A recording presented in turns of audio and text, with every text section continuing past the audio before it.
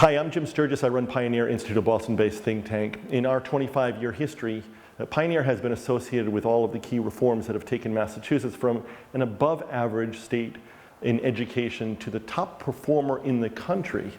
And importantly, we're in the top 6 countries in math and science on international assessments. The reforms that we advanced were lots of parental choice, including the highest performing public charter schools in the country, accountability for teachers and also for students, and finally the highest quality academic standards in the country. We care deeply about our kids. We care deeply about our country's future. We want to make sure that our kids can be internationally competitive, but we also care about the content of their character. That is, we want them to be able to function in a republic that is characterized by strong local, state, and federal institutions. We are involved in the public debate over Common Core. The Common Core is represented by its proponents as state-led, academically ambitious, aligned with our federal statutes, and respectful of our federalist history, and a friend to school choice. Unfortunately, none of these assertions is true. We know Pioneer Institute has produced the most academic research on Common Core in the country, with peer-reviewed publications from the very best experts in the field. In this and a subsequent video, I'd like to explore with you some of the assertions that are made by proponents of Common Core, especially as regards 2 things. First one is the federal-state relationship that is part of Common Core. And second, what's the quality of Common Core and what's the impact on school choice in America? Let's start with Common Core proponents' assertion that Common Core was a state-led effort. I think any objective reading of truly state-led efforts, for example in Massachusetts, where we developed our standards, would demonstrate that Common Core's process lacked the kind of public deliberation and transparency that we had. Let's go deeper into this. In Massachusetts in the late 1990s, in early 2000s, we had developed drafts after extensive public input from parents, teachers, business groups, and scholars. After that, they went out to public comment. There were debates. There were extensive revisions that were further put out to public comment. These debates were on the front pages of our newspapers for years. People will recall the terms the math wars. They were called the wars for a reason. Parents and teachers, at the end of the day, were able to come to some level of settlement about some far-reaching reforms because they were comfortable with them, they understood them. No such settlement is possible with Common Core. Why? No remotely similar process was used to develop the Common Core standards. In fact, quite the reverse. The architects of Common Core sought to make sure there was little public input. There were truncated public comment periods that were allowed through a website. There were no public hearings, no public debates, to the point where it is true to say that most legislators in 2010 had no idea even what Common Core was. A state-led process is not when a couple of state bureaucrats attend meetings in Washington, D.C., held in the offices of one of the 2 not-for-profits that hold the copyright on Common Core. If that is proponents' view of a state-led process, they misunderstand and frankly don't value public processes and the public trust, which are the cornerstones of a representative democracy.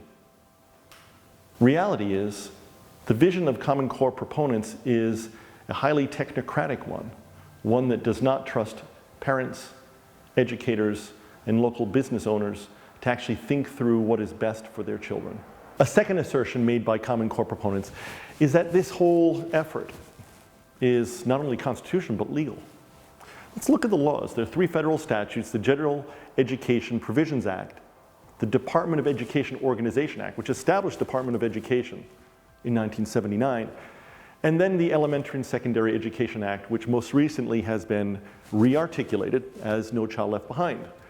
All 3 of those laws explicitly ban the federal government from having any truck with curricula and instructional practice guides. I would remind you that Lyndon B. Johnson signed the 1965 law, and Jimmy Carter signed the 1979 law. That is, Common Core would have been a bridge too far, even for two rather liberal presidents. And yet we hear from some conservative friends that there's nothing that we should be concerned about with Common Core. Pioneer commissioned a report from the two top lawyers from the United States Department of Education, former General Counsel Kent Talbert and former Deputy General Counsel Robert Eitel, to explore the legal dimensions of Common Core in a paper entitled The Road to a National Curriculum. They explored those three laws, and they explored recent federal actions. Talbert and Eitel concluded that the federal government was likely violating those three federal statutes. Here are the reasons why. In 2010, the US Department of Education came out with discretionary grant programs as part of Race to the Top, which herded states into adopting Common Core tests and Common Core standards. Not only that, in 2012, they came out with a second set of Race to the Top grants that were essentially an end run around states' authority. Grants that were for school districts directly to adopt Common Core and the tests. The Secretary of Education also gave out waivers from the No Child Left Behind Act that gave incentives to states to adopt Common Core and the tests. Now, education secretaries throughout time have given out waivers to states, but they've always done it within the confines of federal statute. There has never been an effort by a Secretary of Education to unilaterally promote policy that is contradicted by federal statutes.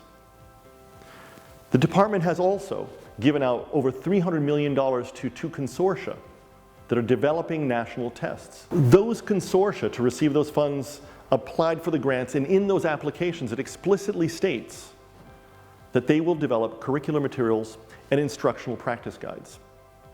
Subsequently, the federal government has also set up a federal review panel to take a look at the work of those national consortia. And of course, finally, Secretary Duncan has been running around the country criticizing those states that would dare think about pulling out of Common Core. Noted journalist George Will cited Pioneer's work on the legal dimensions of Common Core in a Washington Post column with the following words: "As government becomes bigger, it becomes more lawless. As the regulatory state's micromanagement of society metastasizes, inconvenient laws are construed by those the laws are supposed to restrain as porous and permissive, enabling the executive branch to render them nullities." A third assertion that Common Core proponents make is that there will be tremendous transformations in the classroom and in student learning resulting from the implementation of Common Core. But the cost to states really are very minimal. That is, in fact, not true.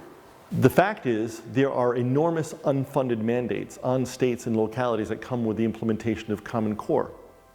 Even more remarkable, this policy was advanced by the federal government without any concern to cost. There was no cost estimate until Pioneer Institute commissioned a report in 2012 from a former US Department of Education official who's an assessment expert nationally to understand what could the cost be. It's truly remarkable given that these policies could affect up to 50 million school children, and yet no cost estimate. Pioneer's analysis of the cost of Common Core is based upon empirical evidence and is only meant to cover basic implementation of the core. Our study shows that the various components of implementation will sum up to $15.8 billion, costs that will be largely borne by states due to activities related to professional development, the purchase of new textbooks, technology, and other factors. Advocates of Common Core have subsequently come out with their own cost estimate, one that was funded by the Gates Foundation, the major philanthropic supporter of Common Core. Conveniently and inexplicably, they've chosen in their estimates not to include technology, the major cost driver of Common Core. Two final points are worth making on the cost issue. First and foremost, states and localities will be on the hook for the $15.8 billion. The reason why? States and localities provide 90% of education funding, and that's the way it will be for implementation as well. Second thing is, We now have a track record. We've seen states struggle to fund Common Core. Most of the states that we've looked at have in fact come out with higher numbers than the ones Pioneer had in its own analysis, suggesting that our figure is a lowball number.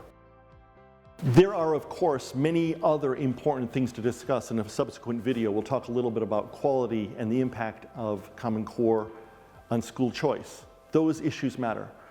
But we ignore issues of federal encroachment, unfunded mandates, and the rule of law at our peril.